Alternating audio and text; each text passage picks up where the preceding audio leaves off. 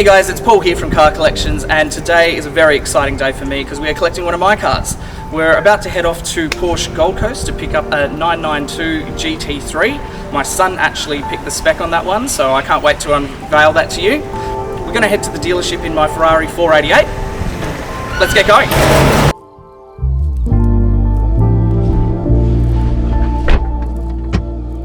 Off we go.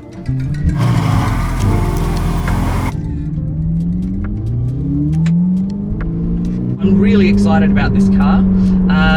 As I said, my son did the spec on it, which was such an amazing experience. He really did choose pretty much everything on this car apart from more of the technical things. He doesn't know that I'm picking it up today either, so I'll be picking him up from school, so that's going to be a bit of fun as well. Here we are at Porsche Gold Coast. Let's find a park and go see the new toy.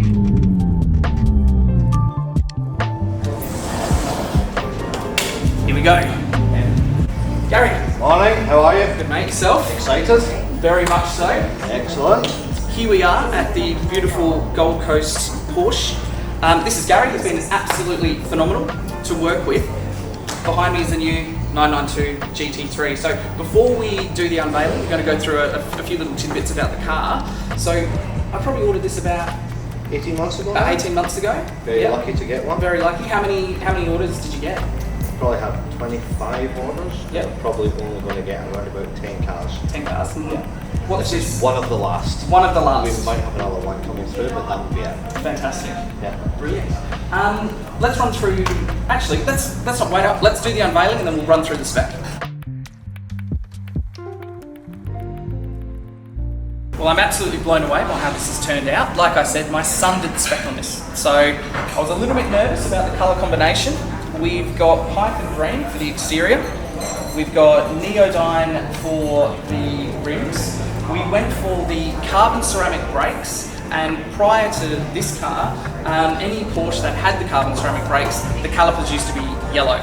This was the first time that Porsche had allowed you to change the colour of the calipers. So you pay a little bit more for the carbon brakes, and then you pay a little bit more to make them not look like carbon brakes. But as you can see by the exterior and how it all fits together, the yellow calipers I just think would have been a bit too much. Yeah, absolutely. We went for the neodyne on the GT3 badge down here. I'm obsessed with carbon fibre, so we had to go for the lightweight full carbon fibre roof. GT3 is powered by a 4-litre straight 6, roughly 500 horsepower, and revs to 9,000? Yeah. Excellent. We'll find out about that in about 1,500 Ks once we've worn it in. On the rear, we've done the neodyne GT3 badge as well, normally black, and we've done the exclusive design tail lights, which sort of takes the red away. Once again, with this coloured green, the red probably wouldn't have worked. One of the areas that I was concerned about was the interior, but it's come up absolutely fantastic. So the interior of the car is where I was a little bit concerned with the spec, but I think it's come up absolutely amazing and matches the outside. Obviously, GT3, you have to go for the carbon bucket seats. We went for the Club Sport pack as well, which is the roll cage. We've actually got the harness seat belts and the fire extinguisher, which I'm assuming I can't see and is over the other side. Yeah. On the inside, like I said, look, I'm obsessed with carbon fibre, but there was the option to do the inserts in the same Python green as the exterior, and that's come up absolutely brilliant as well. We went for the white tachometer and also the chrono in the white as well. Bose sound system, I've had a Porsche before, I had the Bose sound system in that, it was fine. And you know, who's really going to be listening to the stereo when you've got a car that revs out to 9,000 RPM anyway? Let's jump in.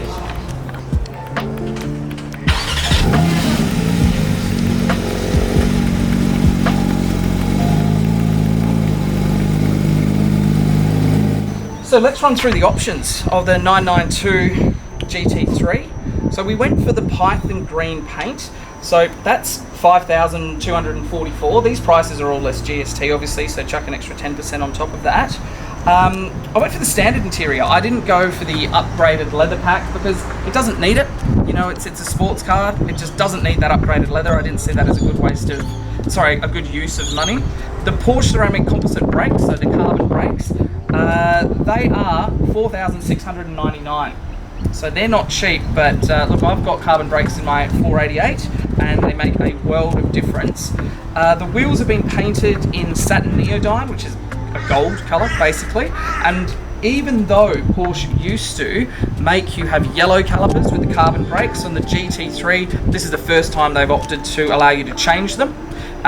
So we painted those black, which was around $600. The lightweight roof in carbon fibre came in at $5,223.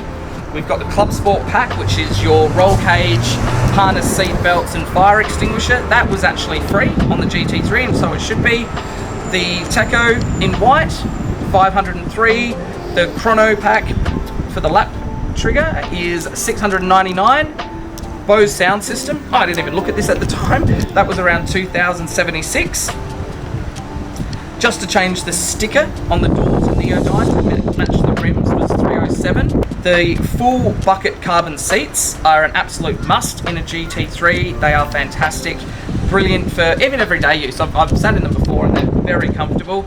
$7,867. And just the Chrono stopwatch at $503. And lastly, the design tail lights at $1,223. So that brought the total price of the car to $462,000, all inclusive, delivered. Gary, Congratulations. I cannot thank you enough for the allocation. I know I was very, very lucky to get it, and that is not lost on me.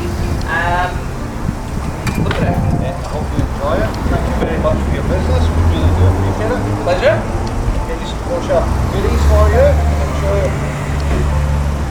Just in case nobody sees the bright green car, and they can see that it says Porsche on the jacket as well, eh? Beautiful. Hats. Yeah. And everything else that I need as Everything well. else you go there as well. Congratulations. I'm going to take it for a drive. Enjoy. Thank you again. See you in a minute.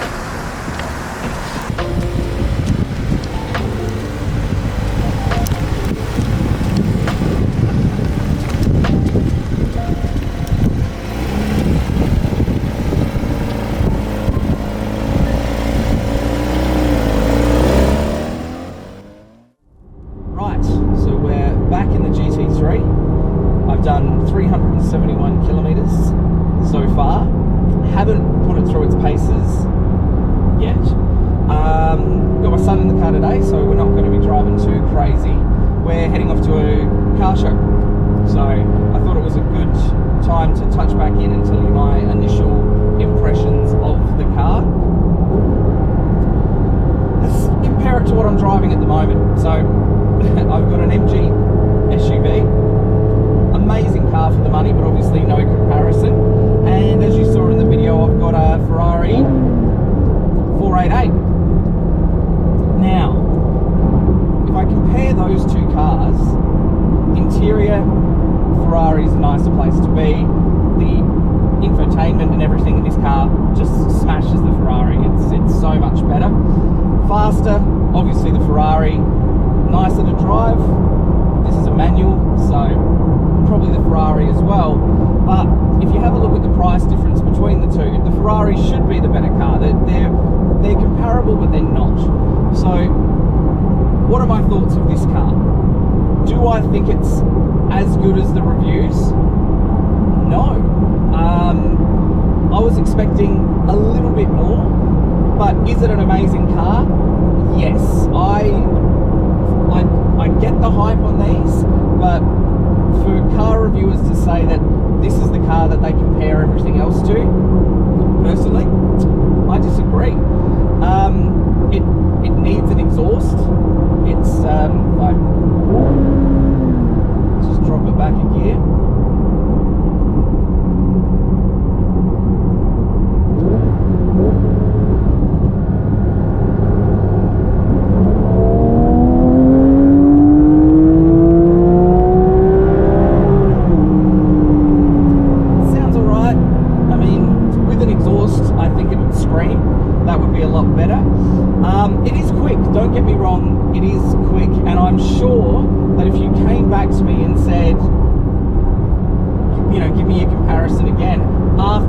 taken it through the hills, after I've taken it on the track, I'm probably going to say something different.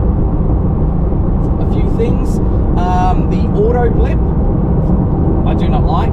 I've configured the car as much as I can to actually have the auto blip turned off. It's got obviously your standard modes. You can put it into normal. Sport is what I drive it in. So I've actually got the soft suspension on sport and also the auto blip turned off. But the reason I drive it in sport is it gets rid of the stupid on-off engine petrol conserving waste of time. For hard driving, obviously in track, I do have the auto blip on. I've got the hard suspension, obviously loud exhaust, everything like that. But for most of the time, and if I'm not doing anything silly, I'll keep it in sport. What are my thoughts on the handling of the car? I mean, absolutely fantastic. What the reviews say about this in terms of the handling of the car, I mean, just a touch of that steering wheel. The engine's screaming, could be screaming louder, but it's a beautifully positioned car on the road. I don't think even compared to the Ferrari, I do think the steering